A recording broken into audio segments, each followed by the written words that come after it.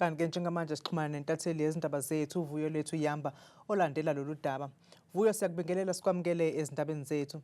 Sinikeza kamuva nje ukuthi kwenzakalani lapho, siyazi ukuthi kukhona namaphoyisa, sibeke esithombeni ukuthi sekwenzakalani njengamanje.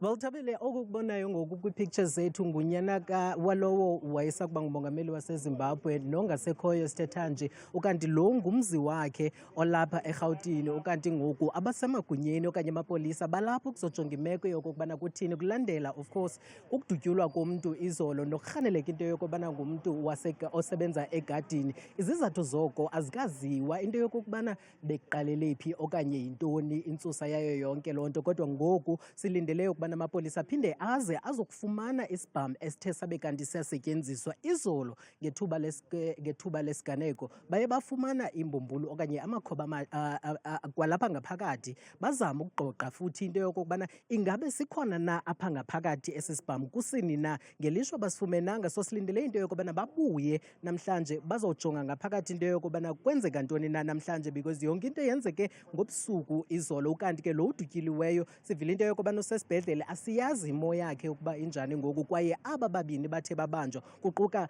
nomntana lona kamongameli waseZimbabwe, lo esakuba ngowaseZimbabwe, kuquka into yokokubana naye abe kanti ngomnye wabantu ababanjiweyo nabaza kuthi babe kanti bayavela ecourt ngoMvulo. Thabile, Sibonga kakhulu kuyintatheli yezindaba zethu uVuyo Lethu Yamba esibekela bukhoma ese-Hyde Park khona lapha eGoli.